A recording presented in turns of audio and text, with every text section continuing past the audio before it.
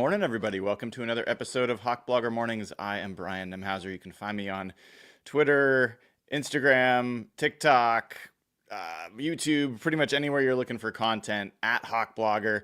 And it is a lovely Friday morning here in the PNW. I'm going to get out of here a little bit earlier than normal because I'm going to try to go enjoy the sun and get outside.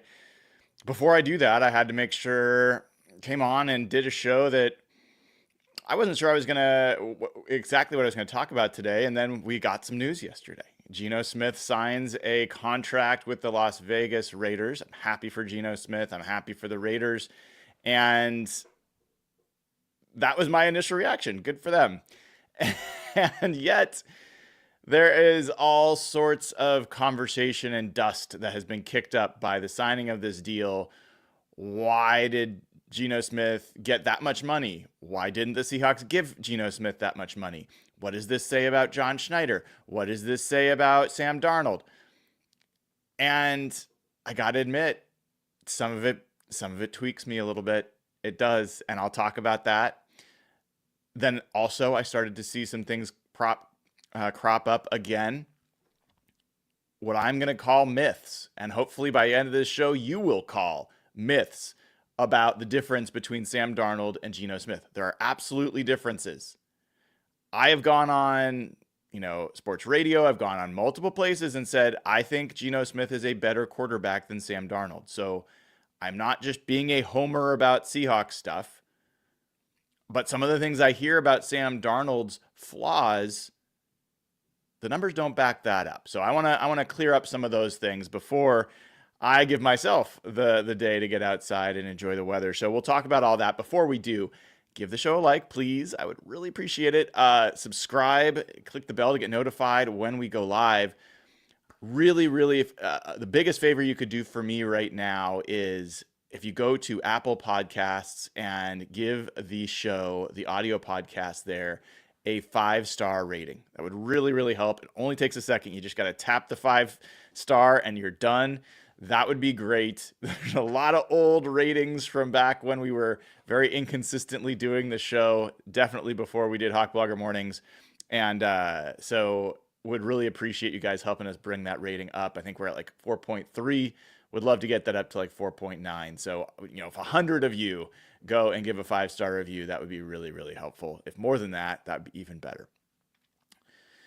So let's catch up on the news. Let's catch up on the news first and get that out there. So the news came out yesterday that Geno Smith has signed a new deal with the Las Vegas Raiders for 2 years, $75 million is the extension, with incentives that could push it to $85.5 million. And there is a $66.5 million, there's $66.5 million of guaranteed money. All right. So what that really means is that he already had 1 year left on his deal, and this gives him an additional 2 years to his existing deal. And when you get to looking at what that actually plays out at, depending on how you want to look at APY, let's just talk about it in terms of with the incentives, because that's generally how these things are reported. It works out to $42.75 million per year. And the national report, had been that the Seahawks were offering around $35 million per year. My information's different than that. Bob Condata has reported different than that. Brady Henderson has reported different than that. And what those reports are, in my understanding, is the Seahawks offer was between $40 and $45 million per year. All right. I think that what I already have started to hear is the folks that are like, basically folks that were predisposed towards Geno Smith, which I like to think I was one of those people too. But their reading of this is that the local reports and the local sources like Brady and Bob, maybe myself now would be included in that, are just taking the PR team from the Seahawks and that's the source and that it's PR spin. And that the national reports of $35 million a year are coming from the agent. And of course, no one seems to think that there's agent spin, but whatever. I don't think that's accurate. And I think that the truth is actually probably somewhere in the middle. And this is not a report. This is my interpretation. This is my understanding of what the differences might be. Brady Henderson, for example, has reported that at least in the first year, Smith would get at least $40 million. And if you put a couple things together that we also know, that the Seahawks generally have not guaranteed money past the first year of new deals. They just didn't do that with Sam Darnold, and everyone freaked out that this was some big thing. And then Jason Fitzgerald from Over the Cap said, actually, no, they did the same thing with Russell Wilson. They did the same thing with over and over and over. That's the way the Seahawks do their deals. But in any event, if you kind of know the Seahawks contract history, my guess is the difference here was not in APY. My guess is the Seahawks offer was in a very similar place to what the Raiders offered. But where the difference probably was is in guaranteed money. With the Raiders guaranteeing $66.5 million, that is likely, I mean, that could be $25 million more in guaranteed money than the Seahawks were willing to do. Now, I don't know that for a fact. I'm just interpreting the information I do have and the history that we have with the Seahawks. That would make sense that the difference here is the guaranteed money, and that Geno Smith and his agent and his camp were like, we want more guaranteed money. And at the same time, I think the Seahawks would say, well, there was no negotiation. Like, they just didn't come back to the table.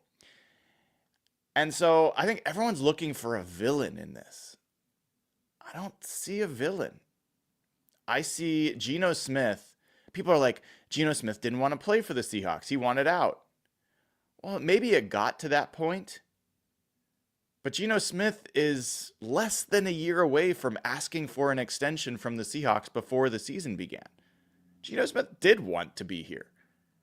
The Seahawks chose to not violate a precedent that they've set, which is they don't extend people until there's 1 year left on their deal. We can debate whether that's good business and smart to do when it's your quarterback and you could potentially end up worse at the most important position. Maybe you bend your rule a little bit for your quarterback. Or you can say, well, Geno Smith had not necessarily demonstrated that he was the guy to bend the rule for, and that you did want to see him play out this year of his deal prior to deciding what kind of extension to offer him. I don't think that needs to be like some wild, like John Schneider's crazy or he's terrible, or that Geno Smith is, never wanted to be here. And I don't think it's any of those things. I think it's the Seahawks being prudent with their money and with the contracts that they offer. I think it was Geno Smith wanting to be here and then feeling like he was disrespected. And all reports, are that his hip injury last year during camp was a bit of a demonstration of like what life would be like without Geno Smith, and that was intentional. It was related to the fact the Seahawks did not want to sign him to an extension at that time. And over the course of the season, he got to the point where he wasn't going to give the team another hometown discount, and he gave them a very friendly team contract in his last extension. And when the Seahawks made this offer, this isn't from a source, by the way. This is public record from John Schneider that when they made an offer, they didn't receive a counter. That's not a source. That's one of the myths. So, like, stop saying that we don't know the truth. Well, you could say, unless Geno Smith and his agent come out and say, here, we absolutely offered a counter. The public record from the person who was involved with the negotiation was, we didn't get a counter offer. And at that point, they got the information they needed to say, all right, we need to pivot and move off of Geno Smith and go somewhere else. And again, you can debate whether, well, maybe the Seahawks should have not had such a low first offer or offered more. That's not how negotiations work. It's just not. And if there's no back and forth, then I think the implication's pretty clear about where things were going to end up. It's also pretty clear that Pete Carroll had been in Geno Smith's ear, whether legally or illegally, depending on how you want to read the rules, for a while. And that Geno Smith has a very tight connection with Pete Carroll. And that fact that Pete Carroll now is a head coach in another place that needed a quarterback, of course that probably increased the resolve for Geno Smith to say, no, I'm not going to take your deal. I'm not even going to talk to you about a new deal because we're going to go somewhere else. Okay, he has that right. So I don't think there has to be a villain in this situation. I think it's a situation where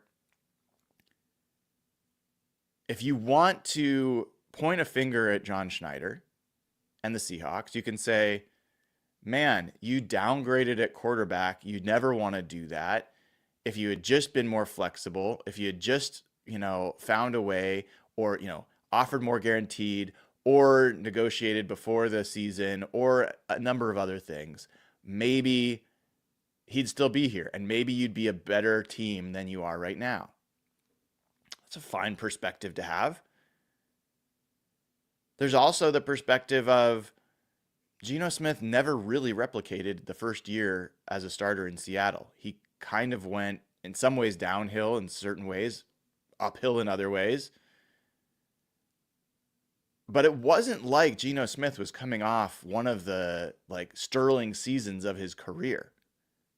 It was a rough season for Geno Smith. If it wasn't for the 4 touchdowns in the final game of the season against a Rams team that was not playing for anything, it would have been pretty ugly. So I don't see the villain here. I don't see the villain, and what I see is agenda is too much of a loaded term. But the fact that people are triggered by this so much leads me to believe, or at least wonder, why?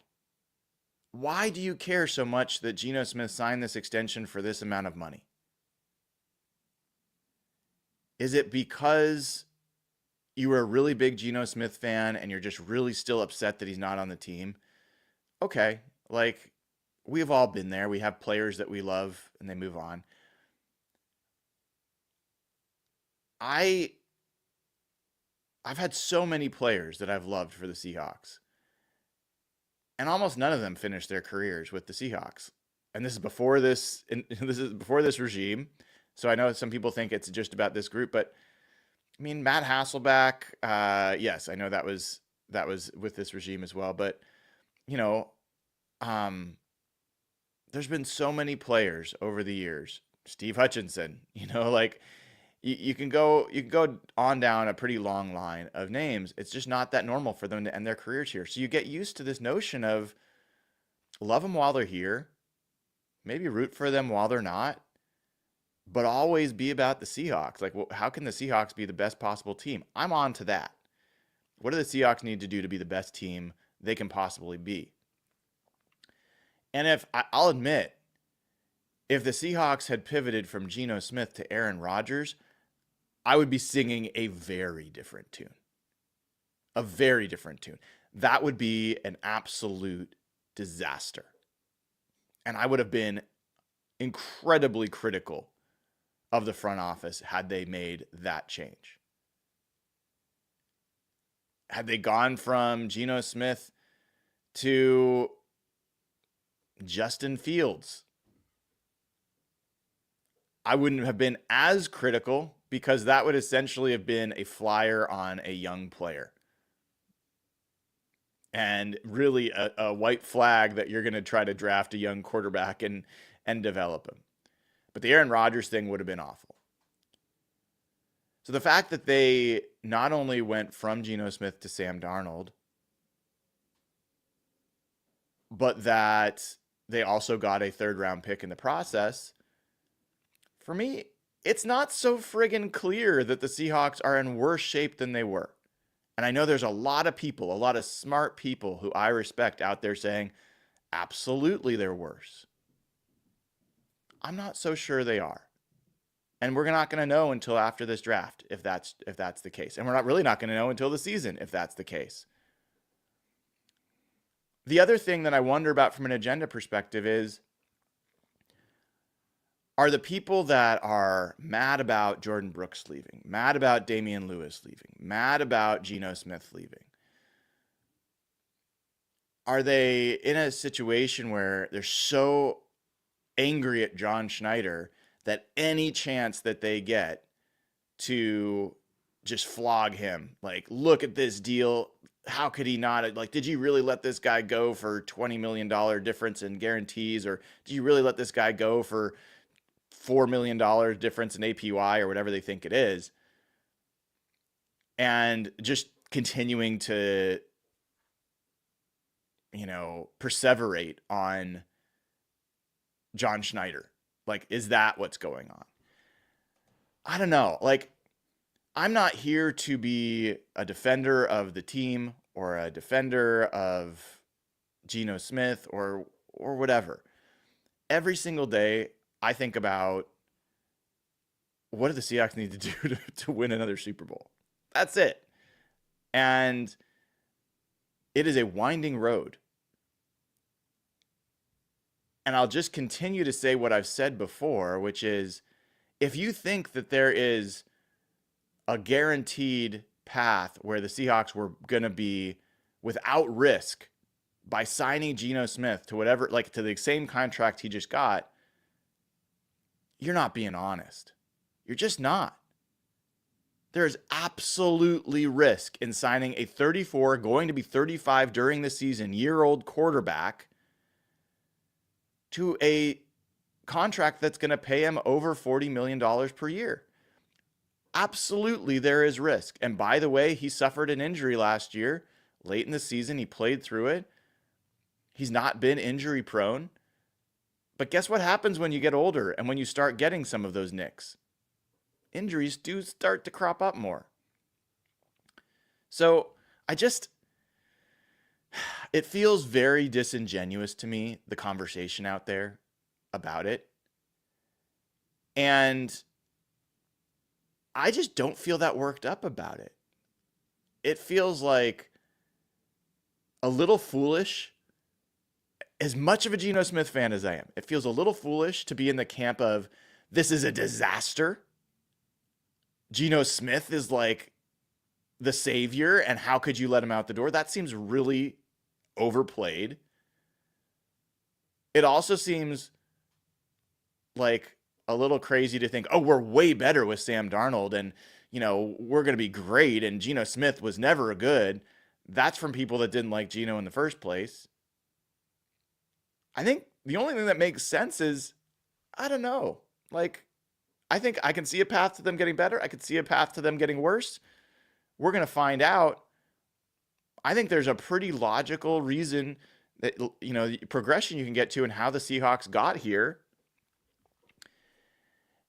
And I'm just not that upset about it. I'm not that upset about it. One of the things that I continue to hear, and this drives me crazy, is about the two players. And I'm going to go through right now with you and slay a big myth about Sam Darnold. Because I hear people saying it. I hear smart people saying it. The numbers don't back it up. I'm going to tell you about it in a second. Before I do, make sure you click like, click subscribe, click the bell to get notified when we go live. Go over to patreon.com/hawkblogger. That is where, if you want ad-free audio versions of this podcast every single day, you get it at patreon.com/hawkblogger. That's the place to do it. Now, Hawkblogger Mornings is available on all podcast networks every day. It's ad supported. So I'm giving it away for free to everybody. For the last year, it was only on Patreon. Now it's available to everybody. It does have ads. If you don't want the ads, just go to patreon.com/hawkblogger. That will get you ad-free audio every single day, pretty much immediately following the show. Okay. What do we keep hearing about Sam Darnold? Well, he just doesn't handle pressure. He collapses under pressure. If I had had a little bit more time, I would have created visuals for you, but I'm going to talk you through some numbers. Remember these numbers. Remember this video. Bookmark this video. Bookmark this specific time code of the video where I tell you the truth. And I mean the truth because these are facts. This is data. These are statistics. This isn't really up for debate. First thing we hear, well, Geno Smith played behind a much worse offensive line. Like, I understand there's different rankings out there that portray different things,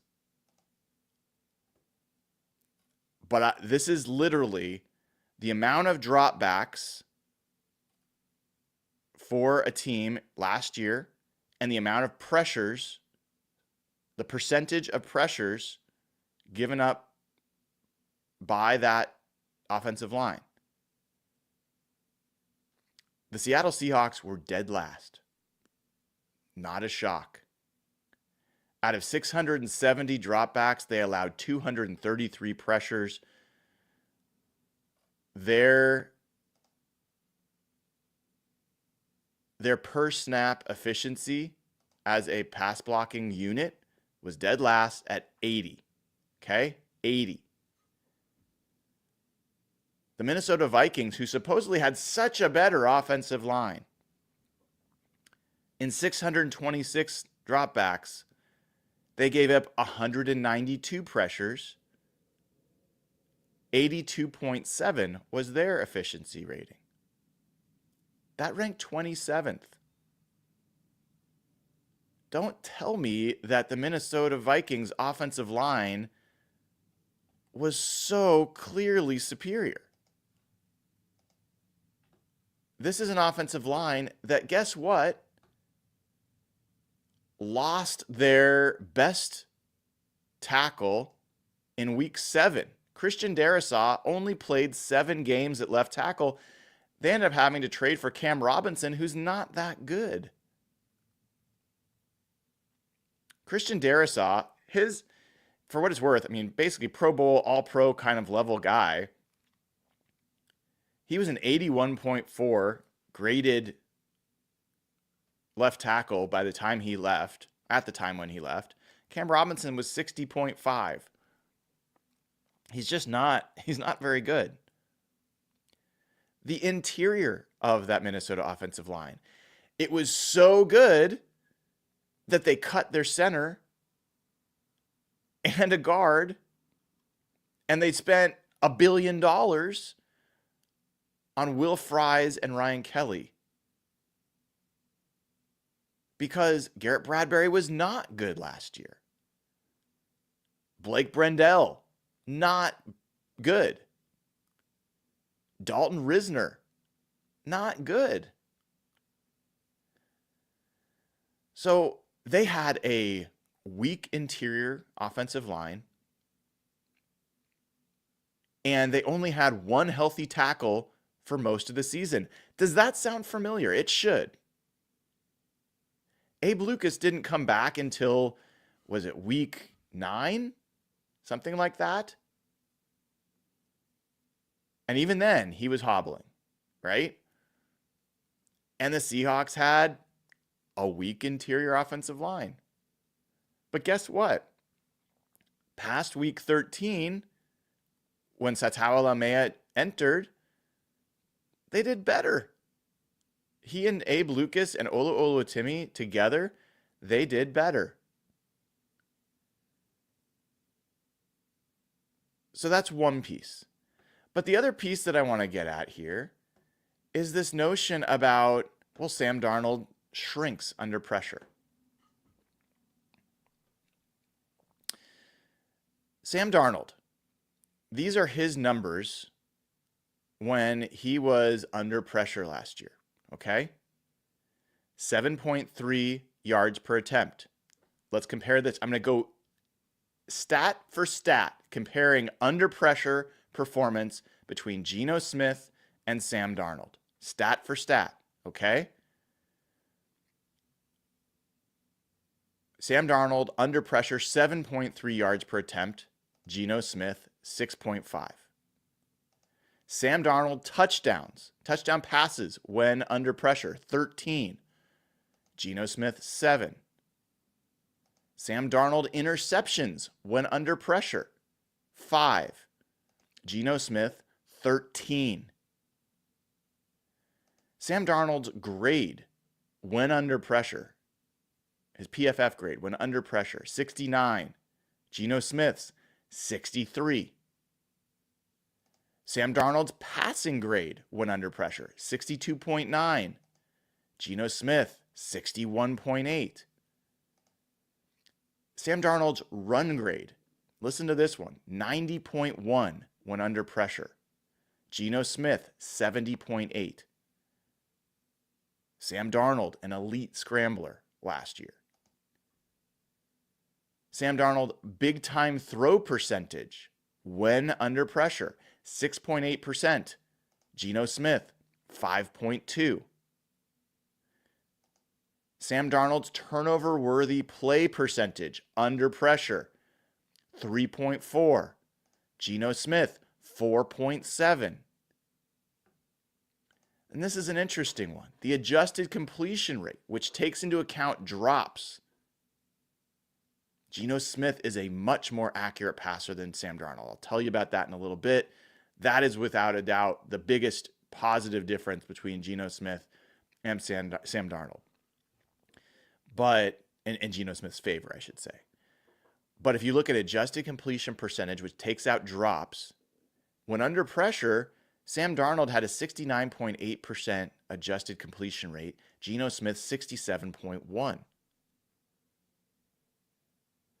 Now, here's another thing that's a little different with Sam Darnold. We'll talk about this as well. Time to throw when under pressure, 3.69 seconds. Geno Smith, 3.37 seconds. Sam Darnold holds on to the ball longer. He creates some of his own pressure by holding on to the ball longer. He also led the NFL in explosive passes because he held onto the ball longer. It is a give and take with Sam Darnold when it comes to that aspect of his game. Finally, the pressure to sack rate. Out of the times that you're pressured, how many of those turn into sacks? 20.3% when under pressure for Sam Darnold, 19.9%. So essentially the same between Geno Smith and Sam Darnold. That is under pressure. And by the way, Sam Darnold was under pressure 38% of the time. Geno Smith was under pressure 38.5% of the time. So both of these guys were similarly under pressure last year. The percentage of their dropbacks where they were under pressure. Sam Darnold outperformed Geno Smith in every single category. Do not talk to me about Sam Darnold being someone who shrinks under pressure. That might have been true. It was not true last year. And you can say, hey, look at the Rams game. Look at the Lions game. Look at Patrick Mahomes in the Super Bowl. Yeah, when things go bad and you're not getting protected, you can have a pretty bad game. But the same people that are saying that also tend to be the stat geeks, the data geeks, of which I'm like a minor version of. And what they'll always tell you is small sample size. Look at the biggest set of data you've got to make your assessment. And if you look at the season that Sam Darnold played, there is no question that he outperformed Geno Smith when he was under pressure. In fact, it goes further than that, guys.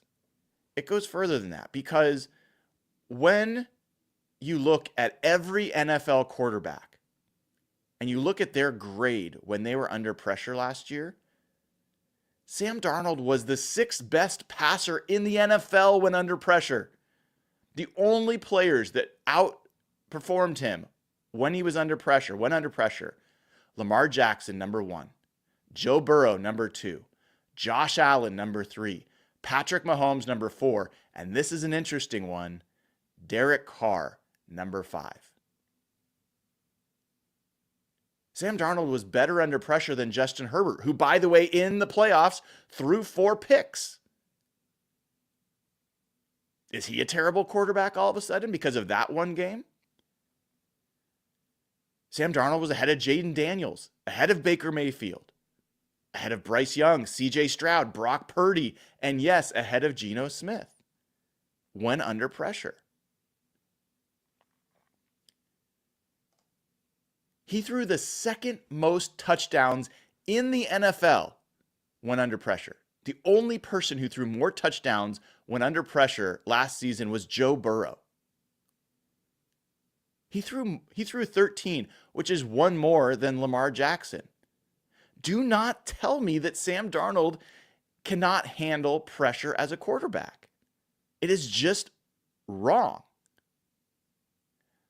And beyond that, there's another way to look at this. What if we talk about the difference between these two players, between when they're clean, when they're kept clean, and when they're under pressure? Okay? The indication there is the wider the disparity, the more you can claim that pressure affects that player. If they're essentially the same player when they're clean or under pressure, then pressure's not really affecting them. The bigger the divide, the bigger we know that pressure is affecting them. All right? So I'm going to go through the same numbers, and I'm going to say the difference between the delta between when they're clean versus when they're under pressure. So yards per attempt. Sam Darnold goes down 0.9. Geno Smith goes down 1.4. So I'm going to do this slowly so you guys can keep up.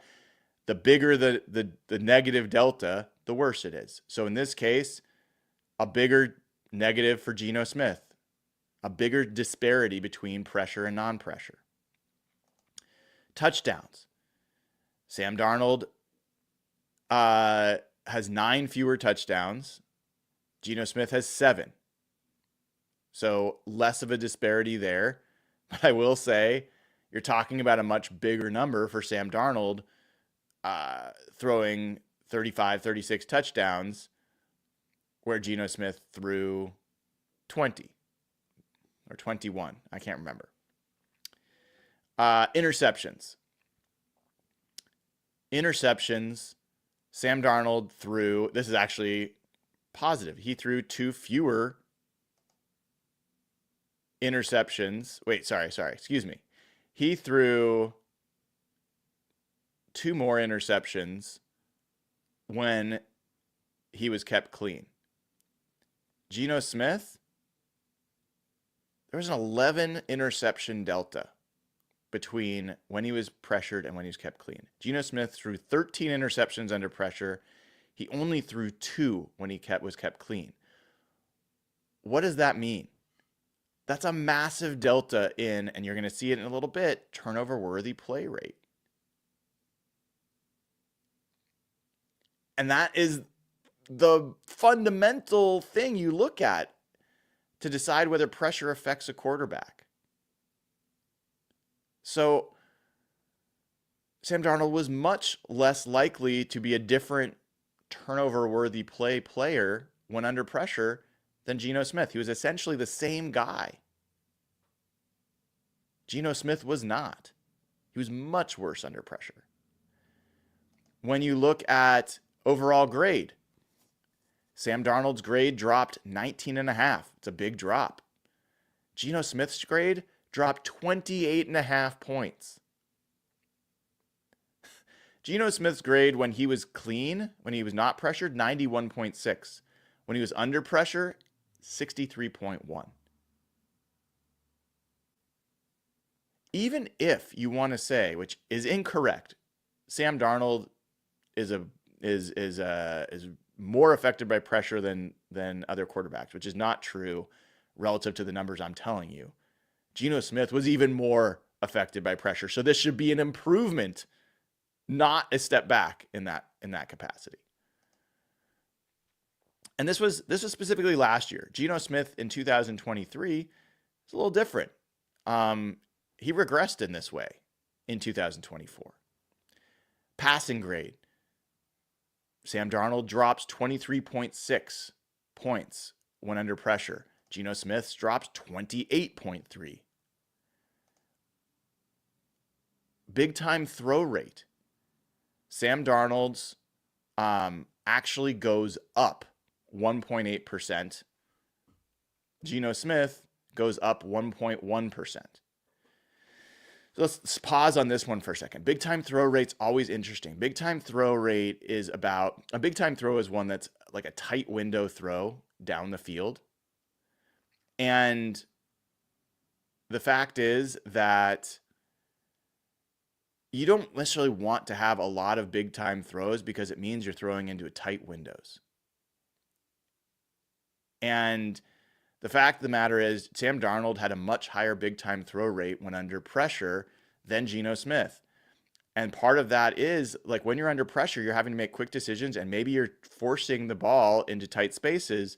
Sam Darnold did a better job of completing those and making some big time plays than Geno Smith did in those moments. But Geno Smith was essentially, Geno Smith's big time throw rate, 4.1 when he was kept clean. Sam Darnold's was 5. So Sam Darnold threw more big time throws than Geno Smith when he kept clean. Sam Darnold's big time throw rate when under pressure was 6.8%. Geno Smith's was 5.2. So again, Sam Darnold will make bigger throws relative to Geno Smith as of last year at least. But then this one's really important. Turnover worthy play rate. Sam Darnold, he actually has a lower turnover worthy play rate when under pressure. He was at 3.7 when kept clean. He was 3.4 when under pressure. He didn't change. He was the same guy. Geno Smith, massive difference. When he was under pressure, his turnover worthy play rate was 4.7%. When he was kept clean, it was just 1.2. That is like triple the probability of being a turnover worthy play when he was under pressure. And time to throw, this is a big one, but they're pretty similar in the change. Sam Darnold was about a second longer to throw when under pressure. Geno Smith was 0.9 seconds more to throw when under pressure. So I just, this bugs me because I just think there's incorrect info out there. And I have more to go over, but I got to run here because I got to get out to my appointment I've got. But if you look at Sam Darnold after Christian Darrisaw was injured, so after week 7, when he had the most makeshift offensive line that they had all year, Sam Darnold got better when he was under pressure. He had been 7.3 yards per attempt. It went up to 8.7. His overall grade had been 69. It came up to 77.6. In fact, if I look at this, Sam Darnold was the third best graded passer in the NFL from week 8 on, when he had essentially the worst version of his offensive line. He got better. His big time throw rate climbed to 9%. His passing grade, the second best under pressure in the NFL over that period. Only Justin Herbert was better. So I could keep going here, folks. This notion that Sam Darnold is not a good player under pressure is wrong. It is factually wrong. Does he have games where he doesn't play well under pressure? Yeah. And so does the best quarterback, maybe in the history of the sport, Patrick Mahomes. Nobody plays well. Nobody plays their best football under pressure.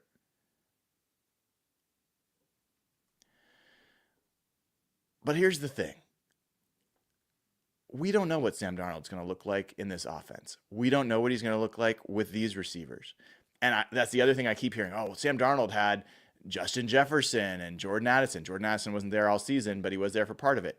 He had, their tight end. Did the Seahawks not have DK Metcalf and Jackson Smith and Jigba and Tyler Lockett? Did they not have Kenneth Walker and Zach Charbonnet, who are meaningfully better running backs than Aaron Jones? They did. I think Sam Darnold was in a better system, coached by a better OC, with a better play caller. But now, is Geno Smith going to be in a better system with a better OC? I don't know. We'll see how Chip Kelly does. And we're going to see how Clint Kubiak does. And we're going to see how Sam Darnold does in this. But I'm not saying definitively that Sam Darnold is exactly the player he was last year. But I think people are willfully ignoring these numbers and just sticking to a prior narrative that he really proved wasn't the case anymore last year. And if he proved that it's possible for that not to be the case, why would we assume that that could not be the case again? So let me get a couple super chats here before I jet.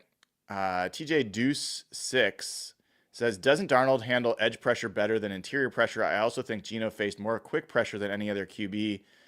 Also, Kevin O'Connell's better than Grubb. I mean, I've seen the interior pressure versus edge pressure discussion. Show me the numbers. Show me the numbers. Because I don't know a single quarterback that deals with interior pressure well. It is the worst kind of pressure. It's immediate. It's in your face. And by the way, if you think Geno Smith didn't face a lot of interior pressure last year from that line and those quick pressures, most of them were coming from the inside. So I think this is reaching. I think it's people trying to hold on to some truth that isn't there. It's a myth. Even if you were to say Sam Darnold, because he holds onto the ball, is creating more pressure, so he faced less quick pressure. Okay. At some point, you're still talking about a quarterback under pressure. However that happened, whether it was his fault or the offensive line's fault. What are the results once they were under pressure? Sam Darnold absolutely crushed Geno Smith when under pressure last year. Crushed him. It's not close. So, and this is coming from a guy who really likes Geno Smith and has said, I think Geno Smith is a better quarterback, at least at this point. But this is a particular statement that keeps hanging around that I think is not supported by facts. Corey Coleman, member for 8 months. Thank you, Corey, for being a member. Says, I know athletic testing and measurables are important, but leadership is so important. I'd love to get Tyler Booker and Jordan Phillips in Seattle. Yeah, I hear you, Corey. I'm kind of out on Tyler Booker for this offense, at least for the first round. Seems like a fantastic guy, but his athletic testing is pretty scary to me. So I'm not nearly as enthusiastic about it as you seem to be, but I hear you and I appreciate it. Folks, I got to run. Hopefully this was helpful. Make sure you tell other people about it. So if they're spewing these inaccuracies about Sam Darnold under pressure and that this is somehow a step backwards in that regard from Geno Smith, that Geno Smith mitigated the pressure so much more, show me the facts. Show me the data that proves that, because the data I'm looking at says very much the opposite. All right, folks, have a great rest of your day. Make sure you leave a 5-star rating on Apple Podcasts. Go over to patreon.com/hawkblogger, sign up there. Upgrade to club level or higher membership here on YouTube. Get access to the Discord channel where the conversation continues all day long. All right, take care, everybody. See you tomorrow.